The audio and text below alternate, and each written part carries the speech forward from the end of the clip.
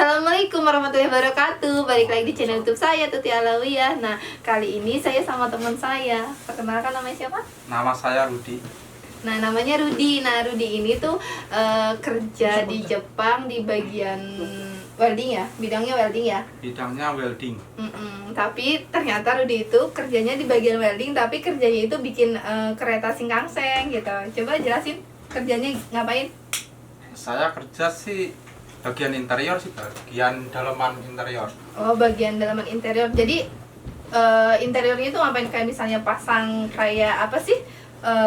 Nah, iya itu pasang nidana, terus ada Nidana itu kan ini tempat buat naruh barang ya, nah.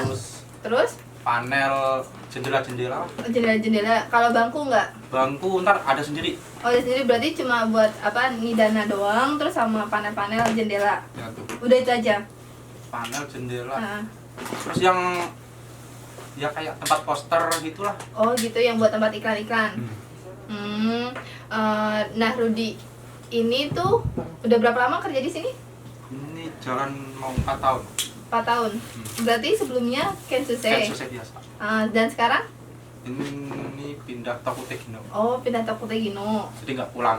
Oh, jadi nggak pulang. Berarti mungkin karena corona kali ya? Mungkin karena corona. Jadi dari Kensu ke Tokutegino. Nah, selama kerja buat Shinkansen itu apa sih suka dukanya? Pertama sih ya kayak gitu ya. Kalau masalah Kensuse biasa ya, dulu sih masalah bahasa sih dulu pertama. Bahasa. 1 tahun pertama, 6 bulan pertama itu berat banget. Oh, karena soalnya kerjanya sama orang Jepang langsung. Terus resiko rusak itu ntar biaya mahal, takut gitu. Oh gitu, berarti bahasanya ngaruh banget ya? Bahasanya ngaruh. Selain bahasa? Selain bahasa juga apa ya? Misalnya dari segi kesusahan kerjanya itu, kan karena itu kan bukan kerjaan normal ya, bukan, maksudnya itu kan bukan kayak produksi massal gitu kan. Kalau kereta kan jarang gitu kan. Nah, itu kesulitannya apa sih? Kesulitannya ya gimana ya? Pertama emang ya kita harus punya apa ya? Skill lah kita.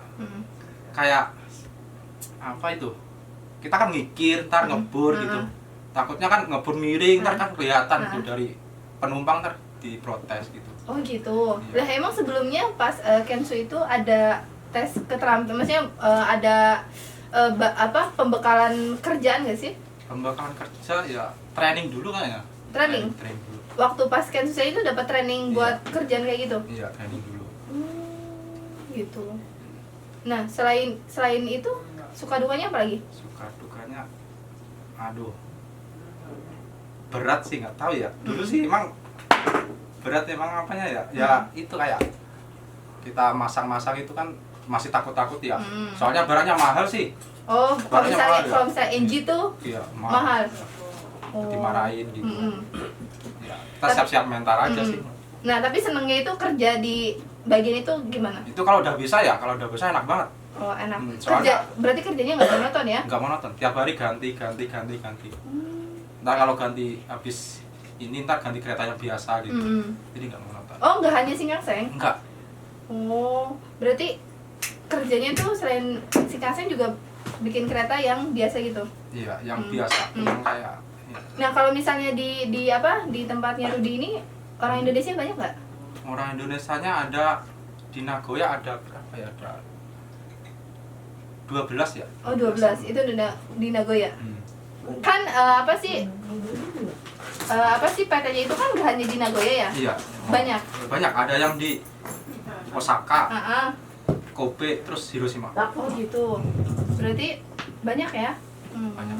Juga orang Indonesia juga banyak semua. Selain orang Indonesia ada nggak?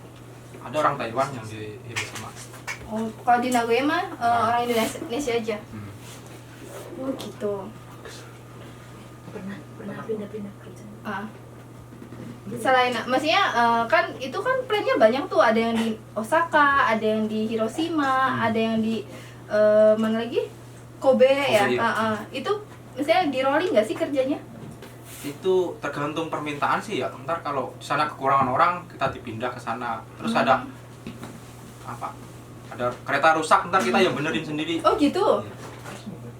kereta rusak maksudnya servis juga. Selain misalnya bikin misal kereta baru itu servis juga bisa. Gini ya, kalau kita kan ngerjain di pabrik, ntar ada trouble udah dikirim di sana, kita dikirim ntar ke sana gitu. Oh gitu. Berarti bukan misalnya bukan servis lagi, tapi misalnya kalau misalnya ada trouble itu sebelum kereta maksudnya diluncurin itu maksudnya. Gitu, Terus ada kamu yang datang ke sana. Ntar gitu kayak gitu. Oh gitu. Sebelumnya waktu di Indonesia tahu nggak sih kalau misal kerjanya itu di sini bikin kereta? Nggak tahu itu. Nggak tahu. Kirain ya tukang ntar kayak apa benerin rel di kereta gitu, takutnya gitu. Oh gitu. Ya gitu. Kirain soalnya dari senpai dulu itu nggak ada yang upload foto kayak gitu kan. Oh gitu. Kayak akun mati tuh, akun senpai itu kepoin itu di mana itu kan. Oh gitu toh. Oh, berarti senang ya kerja di sini? Alhamdulillah. Betah. Terus kasih pesan-pesan dong buat yang lain kalau misalnya pengen kerja ke Jepang itu harus gimana? Ya disiapin itu sih bahasanya sih, terus mentalnya juga gitu. Bahasanya yang lancar lebih bagus kan biar ngerti ntar yang disuruh orang Jepang tahu gitu. Terus mentalnya juga gitu. Saya juga dulu takut sih kerja di Jepang gitu, bahasanya juga kurang, dulu mau nyerah gitu. Tapi ya gimana lagi udah di sini gitu. Oh gitu. Tapi semakin sini semakin enak gitu, nggak mau pulang gitu. Oh berarti mestinya emang awal mah susah karena adaptasi kali ya. Jadi setelah udah bisa adaptasi dan ngerasa enak gitu.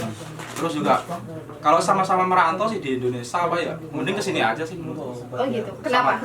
Sama-sama merantau sih di Indonesia ya.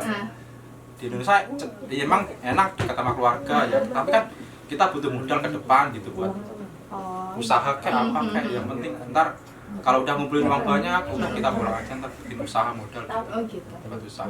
Oh berarti pesannya itu aja.